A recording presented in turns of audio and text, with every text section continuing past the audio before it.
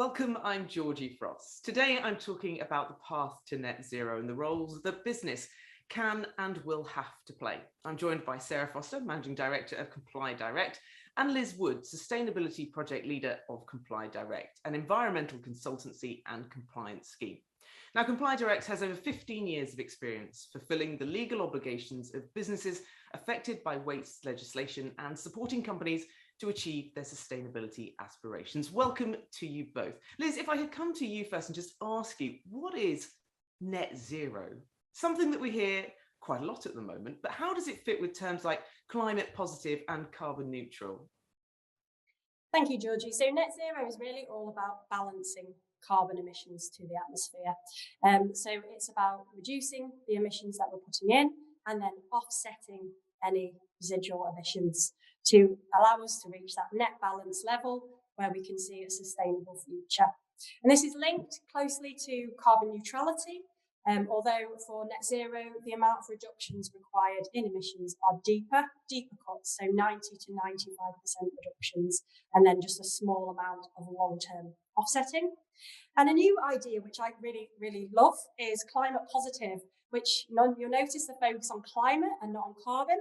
This is all about going beyond the idea of something being sustainable or reaching a net balance. And it's all about doing something positive. So actually, as an organisation or a business or even an individual, you are making a positive impact on the climate and the planet and doing more, putting more back than you take out. Before we get to the opportunities, Sarah, I want to ask, what are the biggest barriers to the transition to net zero for organisations? And do you think the UK government is doing enough to support businesses here? Yeah, thanks, Georgie. So from the businesses that we speak to, I think what they are craving are means of longer term guidance and longer term knowledge to inform their decisions. So some businesses, for example, will have to buy assets that might have a lifetime of 30 years. For example, a barge might have a lifetime of 30 years within that business, and there isn't sufficient guidance and knowledge made available to them at the moment in terms of the future roadmap that government set out for them to make effective decisions. And again, just to give an example of that, if we look at hydrogen, that's an emerging technology, perhaps not a technology that businesses have sufficient knowledge and confidence in for that long-term investment. It is improving, so we've had a hydrogen strategy which was published this year, and that goes some way into helping businesses be informed to make the best decisions for the future. But it is lacking in areas such as that there should be more on green hydrogen, and I think we're at the position where some larger businesses are just taking things into their own hands, so they are making decisions. We saw in recent weeks JCB have announced a deal to procure green hydrogen, so they clearly see that in their future plans, and I think that is helpful. But from government, we need to see this long-term roadmap. We have had in October, we had the net zero strategy that was released. You might have heard to it referred to as the Build Back Greener plan, and that gave us 368 pages of guidance and knowledge. But again, there's a few big questions when you pick through it that are still unanswered for the long-term future. So in terms of insulation, we're still a little bit on the fence, and we're on the fence in terms of the heating of homes. We've got investment in heat pumps, but also hydrogen heating trials. So we're looking at these different aspects, and there are decisions that have to come down the track. You know, decisions on these things are still yet to be made, and it's been indicated it'll be 2026 when those decisions are made. So it's difficult for businesses to really get to grips with what route is best to take. And I think the final thing to mention really is that we see a lot of the commitments that have been made on the back of COP26 are at state or at country level, and businesses are really craving for that to be filtered down so that they understand what they can do and how they can play their part. So we have seen some increasing government pressure. We've got GHG reporting, we've got ESOS, the Energy Saving Opportunities Scheme, SECR, and the Task Force for Non-Financial Disclosures all coming down the track, which is great. but these largely still impact only the biggest of businesses. And what businesses are craving is that plan for the small to medium sized businesses and the legislative requirements that will inform their behaviours for the long term. Liz, even if we dramatically drop emissions now, it looks likely we're going to have to adapt to a future affected by climate change. What are the risks and opportunities posed to organisations and their supply chains by climate change? And do you think that organisations are thinking about this enough? Because I think this follows on really nicely from what Sarah was saying about transitional risk. So governments and organisations are now going to be going away from COP26 and looking at how they implement legislation in their countries to bring down carbon emissions. And as part of this, we are going to see regulatory change. We're going to see a lot of transitional change, business change. The public perception of businesses is changing, and their sort of response to wanting businesses to reduce their emissions is changing. So we're getting increasing pressure.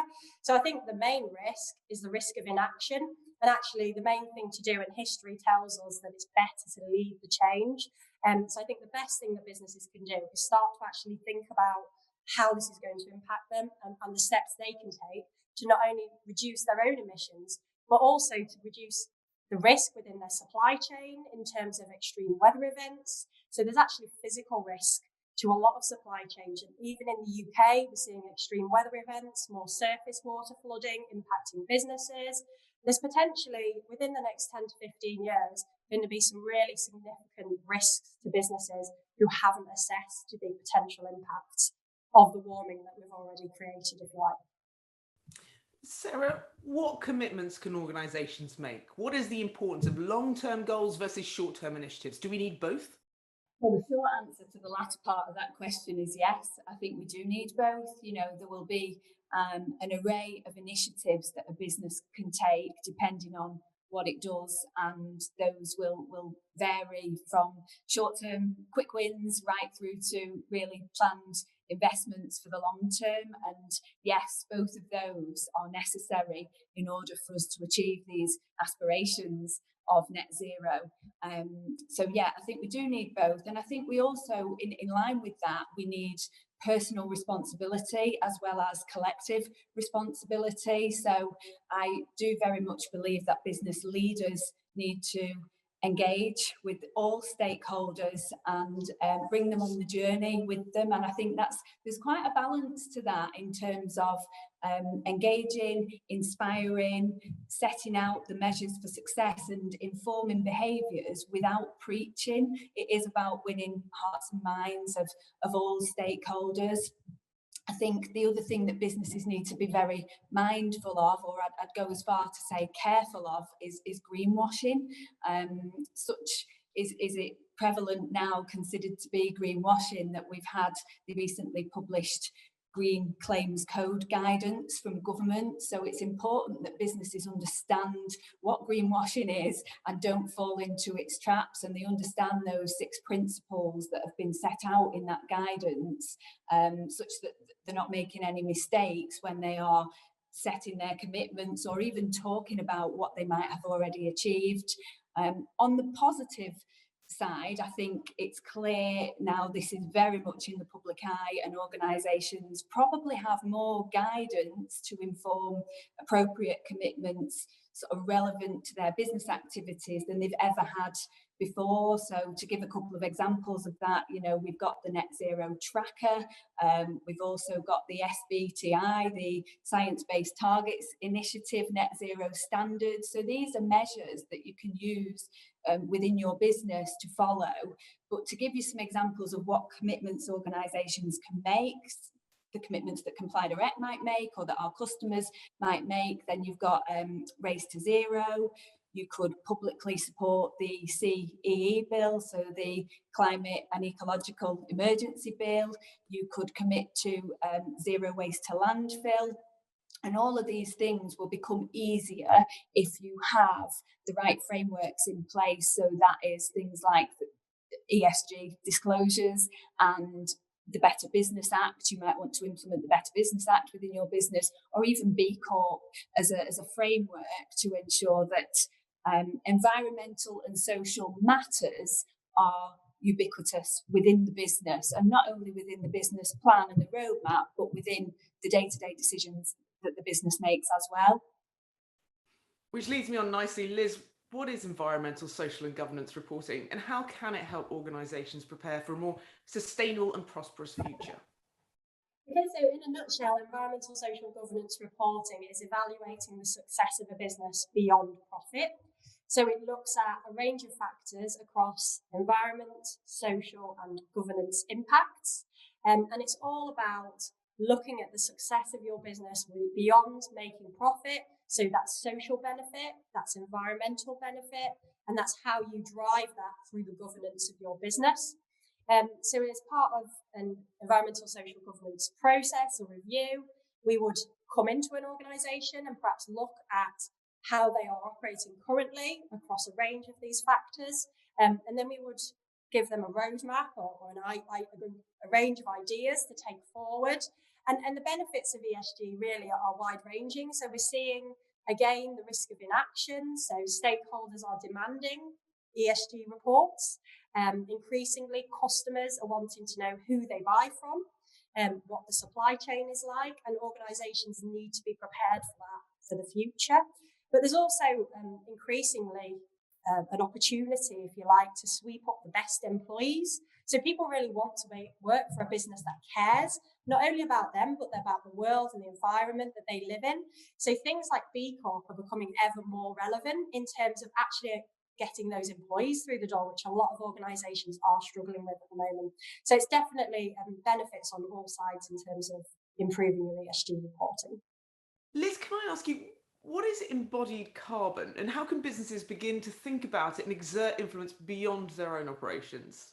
So if I may, Georgie, I'll start with discussing what we talk about in the majority of cases. A lot of people think carbon, they think energy from power plants, energy use. But actually a lot of the carbon, up to 55% of the carbon that we are using is locked up in products that we make, in food, in agriculture, or is used as part of those processes. So that's when we refer to embodied carbon, it's the carbon within a product. And actually, a lot of organisations have started to look at their own emissions, but what they might not have looked at is the emissions in the products that they sell and how that translates through the supply chain. So looking at what we would call scope 3 or indirect supply chain emissions is one way to do this. So you start to look at your suppliers and where that carbon is in the process. So for example, in a bottle of milk, the carbon might actually in that bottle of milk, majority come from the cow in the first place in the field. So by doing a supply chain assessment, you can get an idea of where you should focus in terms of getting those emissions reductions within your supply chain. So increasingly, we're seeing the major players and the really forward thinking, the leaders in kind of carbon decarbonisation are starting to lean on their supply chains and look at their supply chains a bit more in terms of the carbon embodied within the product. And finally, Sarah, what would you advise an organisation starting out on their carbon management journey to do? Yeah, so this is really, for me, this is about creating the right framework for your business specifically. And that starts with engagement company-wide. You know, we've talked about customers, we've talked about employees, we've talked about suppliers. So businesses really, as a starting point, they need to be quite honest with themselves and with their stakeholders where they are at that particular point in time that they're starting, and send a really clear message of intent to improve. And then it is simply, as with other business initiatives or drivers, it is simply a case of looking at where you are, being really honest about that, looking at where you want to be and where you can be, and taking inspiration from others perhaps within your sector and even outside of your sector to see where the opportunities lie. And let's not forget that opportunities sometimes come to us dressed as challenges, so it's embracing the challenges as well, and then putting in the steps to get to that point in time. So at Comply Direct, we really advocate always finding a better way, and that's kind of written into staff's job descriptions so they know when they're going about their roles and responsibilities, it's about finding a better way. And I think what that does is serve as a constant reminder of continuous improvement and really helps the team, the entire team, and to do this as a business, you need your entire team on board. It helps them to focus on how they can positively impact the journey and play their part. So yeah, in a nutshell, assess where you are, be real about that, versus where you want to be. Put the steps in to get there, but then ensure that you've put the right resource and you've made that resource available and been clear about that wherever it's needed, and you've built it into the business plan for the future as well. Sarah Foster and Liz Wood, thank you so much. Thank you, Georgie. Thank you.